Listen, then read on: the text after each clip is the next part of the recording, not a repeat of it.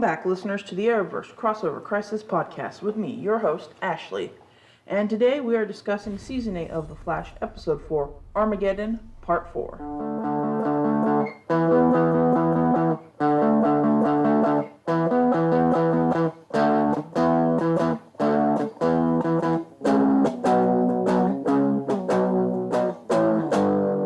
So this episode picks up right before the ending of the last episode, replaying the scene where Eobard Thawne is talking to everybody, the group. And here we meet Ryan Wilder, aka Batwoman, and she's talking to Iris, and we find out that she's actually married to Sophie from the Batwoman show. So this is kind of our introduction to Ryan Wilder's character on The Flash. She just happens to already know Iris. They mentioned Iris was at her wedding to Sophie, and so this is kind of just how we're introduced to her. It's never explained how the transition from the old Batwoman to the new Batwoman was handled within the Flash show. She's just there as Batwoman. And Batwoman doesn't really get to do much in this episode. She has kind of like a little fight scene in the beginning here with Barry as the Reverse Flash, but that's kind of really all she does in terms of her action. She does have a really nice conversation with Iris later in the episode all about following your heart, which is kind of what pays off in the end of the episode with Iris. But I really like the actress here, Javicia Leslie, who plays Batwoman. I've never seen her version of Batwoman on the show. I kind of stopped watching Batwoman towards the end of the first season, so I don't really know her version of the character, or Ryan Wilder, the character, and how she portrays Batwoman. But I really like the actress here. I thought she had really good chemistry with everybody, Alex and with Iris and everyone, and so it kind of makes me want to go out and check out her show. But maybe I will, maybe I won't. I don't know. I didn't, I think it's gotten better since they replaced her as the character, but I still never gave it a chance. But maybe I should, because she seems pretty cool here. But yeah, she's just kind of more like a cameo. Doesn't really do much here. Maybe we'll get more of her in the 5th episode. But that's pretty much all I have to say about her character in this episode. So like I said, we pick up from the end of the last episode. We're in Central City 2031, this alternate timeline that was created by Eobard Thawne. And we meet the sort of new Flash gang at this, I guess it's an engagement party for Eobard Thawne and Iris. And here we have pretty much the whole gang. We have Allegra, we have Iris, we have Chester, we also have Seal and Ryan Choi and Alex Danvers.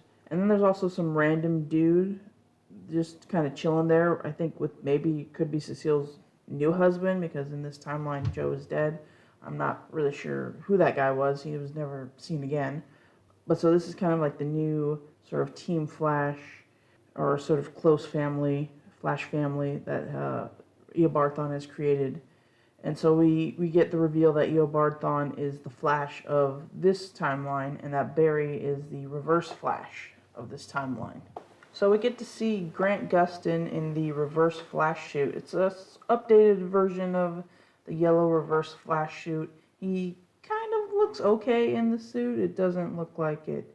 I guess we're just so used to seeing him in the red. The yellow is not maybe a good color for him.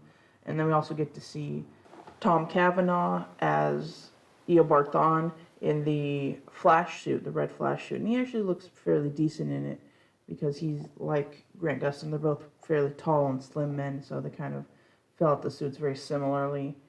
But it is kind of it's a little weird this episode, having him all in love with Iris, and it's a little weird because first off, the actors don't really have that kind of chemistry, and we never really got to know those characters in any type of ways. Like, why would Eobard Thawne want to marry Iris? Was Iris like his perfect woman that Barry stole from him? No, so I don't understand. He just wants what Barry has, I guess, but it's still kind of really weird seeing Eobard Thawne with Iris in this episode. So we get a quick little fight scene between Barry and Eobard Thawne, and we get Alex Danvers and Batwoman sort of teaming up to try and take down Barry. And we see Ryan Choi, who's the new Atom character. He uses some sort of shrink ray. Has like these cuffs with shrink ray technology on it, which is kind of cool. He kind of really doesn't do much in this episode. We'll talk about the crossover side characters later, but it's still kind of cool seeing them all kind of team up against Barry in this way. And then of course they mention that this version of Barry, aka the Reverse Flash, teamed up with Damien Darkh, and they are the reason they killed Ray, Palmer, Nate, Sarah, and Cisco. So those characters are all dead, which is kind of sad because I do love the Sarah character when she does these crossovers, and it would have been great to have her character and the actress here in this episode, because I really enjoyed her interactions with Alex Danvers, and Alex kind of mainly gets to interact with Allegra in these episodes, and it works fine, but there's just not the same chemistry that she had with the Sarah character. We also get the reveal that Frost is with Chillblaine. They were in the bathroom together, and they're together as like a team up, like Frost Chillblaine duo in this episode, which is a little weird. Chillblaine still does not wear a shirt. I mean, it's kind of interesting. They chose to have them together in this future alternate timeline. I guess maybe we'll have the Chillblaine character stick around, but again, they really don't do much. But it's just kind of a funny sort of thing to throw into this episode. And then we get the reveal where Barry confronts Eobard Thawne, and he says that he has created a reverse flashpoint in which he killed Joe, he wore Barry's face and terrorized the city, which we saw last episode, and that he went back in time to kill Barry as a kid, and that Barry is, by the end of midnight, will sort of Back to the Future fade away into time.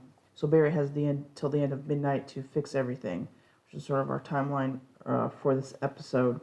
So now that Barry is the villain in this timeline, he's going to team up with Damien Darkh, who is a character from the Arrow show, and I believe he's also in the Legends of Tomorrow show, which neither of which I have seen, so I don't really know who this character is. I'm not 100% sure on what his powers are. I think he's got some sort of magic powers, but I don't really know how it all works. And so he's going to team up with Damien Darkh to help fix the timeline and fix all of the anomalies that Eobard Thawne created. And he also mentioned that Damien Darkh's daughter is Nora. Again, there's too many Noras in these shows, but I'm assuming that that's the Nora that Ray Palmer is with, who was mentioned in the first Armageddon Part 1. If so, that would make much more sense. I still think we have too many Noras. It's very complicated. But a question that I had is, so this version of Eobard Thawne goes by his name, Eobard Thawne, even though he's wearing the Harrison Wells face. Because Barry is always calling him Thawne, nobody says anything, and then I think Iris refers to him as Eobard also. Do they not question why he looks like Harrison Wells? And yet he's going by the name Eobard Thawne, or did maybe he explained why he has to look like Eobard Thawne and everybody's okay with it? It's a little weird that, I mean, obviously they're going by Thawne because we need to know that this is the Reverse Flash and not the true Harrison Wells. But it still is a bit weird because he looks like Harrison Wells. And the only reason he looks like Harrison Wells is so that we can have Tom Cavanaugh play Eobard Thawne, which, you know, kind of is sad for the actor that truly played the true version of Eobard Thawne, Matt Lesher. Why don't they bring him back ever as Eobard Thawne? I guess we just love the Tom Cavanaugh version. I'm really over this character, to be honest, of Reverse Flash anyway. But it just doesn't really make sense why they would be calling him Eobard Thawne and not Harrison Wells. So Barry goes with Damien Darkh to Star Labs to try and steal some sort of device that's going to help Barry gain enough speed to open up the time portal. And we get Damien Darkh sort of trying to take out Team Flash We got Ryan Choi with Chester, and then Cecile comes in wearing like the pirate psycho mask and is like Mega Cecile with her abilities, which is kind of crazy. And then he also takes out Alex and Allegra. And there's this whole side plot with Allegra and Chester and their awkward interaction at the beginning because Allegra has apparently been gone in London for like 10 years or something. And Chester and her, they just love each other, but they're not together. And it's this whole side plot, which is, it's kind of interesting because it's something they've been building up, even just in the Armageddon episode, but definitely since last season. But it kind of feels like we're putting too much into this Armageddon. We don't need these romantic subplots between them. So I don't know why we have that here.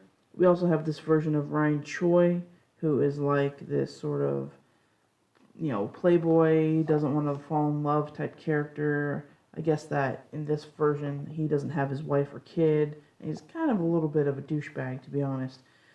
He does have sort of a redeeming moment towards the end, but this is the second time we've seen this character, and the first time we saw him, he had a wife and a kid, so we know that he can love and does love people, or his family. So to have this version where he has no family and he doesn't want to love and he's afraid and everything is kind of weird, especially since it's the only time we've seen this character. We haven't really had a chance to connect with him. So I kind of don't really like what they did with his character here. And we didn't really even get to see much of him as the Atom. He pops up at the end in the suit, and he has the shrink technology and whatever, but he doesn't really get to do much in this. None of the side characters really get to do much in this. Alex Danvers has a little bit of the fight scene in the beginning with Batwoman. She comes here at the end of the episode with Ryan Choi, but they really don't have much to do. Alex kind of has a little more to do in that she's like Allegra's friend and talking to Allegra while Ryan is, talking to Chester. But they're kind of really just wasted. They're really kind of more glorified cameos in this episode. So it's a little disappointing to have them here and not really have them do much. Especially since they're sort of against Barry in this episode, which is kind of a weird choice to have. Barry and Damien figure that Barry has to run at Mach 2 speed around the Earth in order to build up enough speed to open up the time portal, which is a little interesting. I guess maybe because this is an alternate timeline, because we've definitely seen him in the past seasons open up the time portal fairly easily with the little tachyon chest thingy. So it's kind of weird that he has to get to Mach 2, and then it's also weird that he says running around the Earth is going to cause basically Armageddon. So Barry, in order to fix the timeline, has to create Armageddon. But hasn't Barry ran around the world before without causing like cataclysmic, earth-shattering problems? I don't understand why it's different now. Is it because he has to run at Mach 2?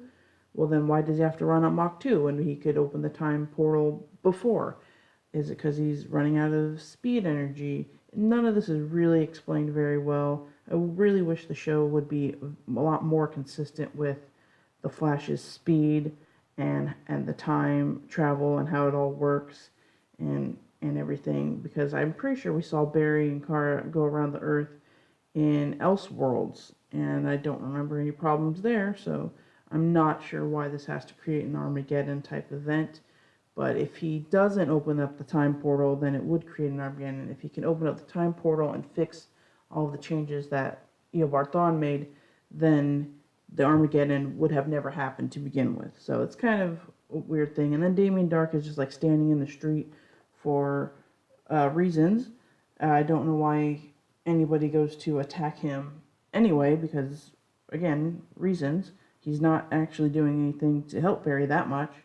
So taking him out isn't going to stop Barry. So, again, reasons. But so we get Frost and Chilblain versus Damien Darkh, and at the very end, the new Atom, Ryan Choi, and Alex Danvers come in to fight. And that's it for those side characters. That's really all they have to do in this episode. It's kind of, I don't like it. I don't like it at all. But then throughout the episode, Barry is always trying to talk to Iris and remind him that he loves her, even though she thinks he's the Reverse Flash.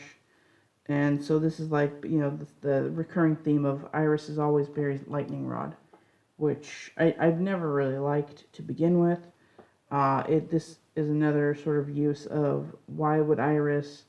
I mean, she thinks that Barry is acting weird because she thinks he's a villain, so that when he's not acting like a villain, something's off. So she automatically thinks, well, something's off with him, so therefore he might be a good guy. Maybe I do love him. That's completely crazy thinking. I don't know why they keep doing this Barry Iris lightning rod thing of she's always going to remember somehow, even though she shouldn't be remembering anything, but she's always going to remember somehow that Barry is her true love.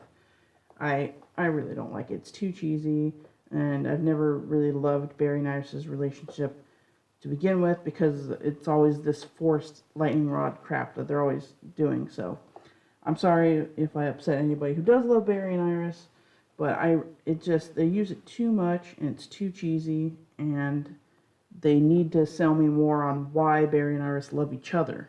Not just it's this magic lightning rod stuff, but why do they love each other as individuals, as people? That's what I want to see in their romance, not just its destiny, because there's nothing to that. Anyway, so we're going to move on. So Barry ends up fixing the timeline, and he comes back to the present timeline, and while he has been away in the future, Despero has been torturing and killing members of Team Flash, and we see him trying to torture Cecile when Barry comes back. So Barry ends up fixing all of the timeline alterations that the Reverse Flash caused, which includes Joe being alive. So now Joe has not died. He's still alive. We don't see him. He's mentioned. Barry talks to him on the phone. We don't hear his voice, though, but it's confirmed he is alive. So everything is fixed. Everything is basically as it should be prior to Despero showing up at the beginning of the first Armageddon episode. But of course, we end up on a little cliffhanger with Reverse Flash is still back, and he's probably going to be the villain for the next episode.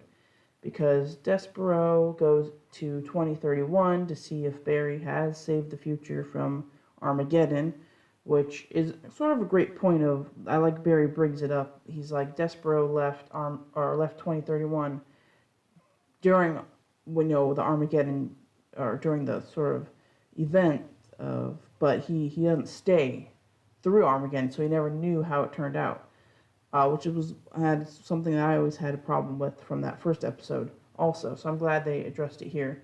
So Despero does go to the future to see if Armageddon has stopped or not, if Barry stopped Armageddon. But this kind of is where I jump off the Despero train. He's not a good villain, because he's really not much of an antagonist to Barry. He's not actively doing anything against Barry. He's just waiting for Barry to be bad so that he can prove Barry wrong, and then he'll do something to Barry. He's not really an antagonist for any of this. He was sort of an antagonist in the first episode when we didn't really know what was going on. And the second episode, he was kind of also sort of an antagonist. But he's gotten worse and worse, and now he's just sitting around torturing Team Flash off screen, which could have been really cool and totally a villain thing to do, but we don't see that. He just wants to sit around and wait for Barry to mess up. He's not good, and I still like Tony Curran in the role. I still like him in the role, but I need him to do more villainous things. I need him to be more of an active participant in this Armageddon event. And he's just really not doing anything. So that's my problem with Despero. Overall, I really did like this episode, though. I liked, even though they were kind of just mainly cameos and didn't have much to do, I still like seeing Alex Danvers. I liked this version of Batwoman. I liked, I actually didn't really like meeting the new version of Ryan Choi that they had. Hopefully he'll go back to the version that we met during Crisis on Infinite Earths, where he was much more of a likable character. But this was still a pretty good episode. I really like seeing Barry. I don't really know Damien Darkh, but I do like seeing him sort of pretend to be like the Reverse Flash and be evil. And then, of course, Damien Darkh sees right through that, and then he's like, okay, well, you should still help me because you love your daughter, and we should, protect the timeline and stuff. And ultimately, it works. And so I do like Barry, just being Barry is what helps save the day. So this is a good episode, but again, Despero's not great. I don't really need the Allegra Chester subplot in this episode. I don't care for the Iris Lightning Rod stuff. And we didn't really get to see Eobard Thawne doing anything that the Flash would do. We didn't get to see him being really heroic. So he's still the villain. So it's kind of weird to have him in the Flash suit and not be the hero character that we know the Flash to be. So, we'll see what happens in the next episode. I really have no idea, because we've kind of established the Armageddon is over. So is Despero the main villain for next episode? Is Reverse Flash the main villain? Are they going to team up? I'm not 100% sure. I've been let down by Despero, but we'll see how it all turns out. I still have enjoying this Armageddon event more so than I enjoyed last season of The Flash. So I want to see where it goes. Hopefully we'll get to see Joe on screen again. We really miss his presence. So that's really all I got for this episode of The Flash. So let me know what your thoughts were. Did you guys like it? Did you hate it? Are you enjoying this Armageddon event? I hope we get to see more of the crossover characters do more in this last episode. I know we're getting Mia Queen, but I would like to see them do more. Otherwise, they were just sort of wasted cameos, and which I think they probably were, except for Black Lightning had a really good role. I really liked seeing him. But that's it for my thoughts on this episode of The Flash. And until next time, I'll catch you in the next crisis.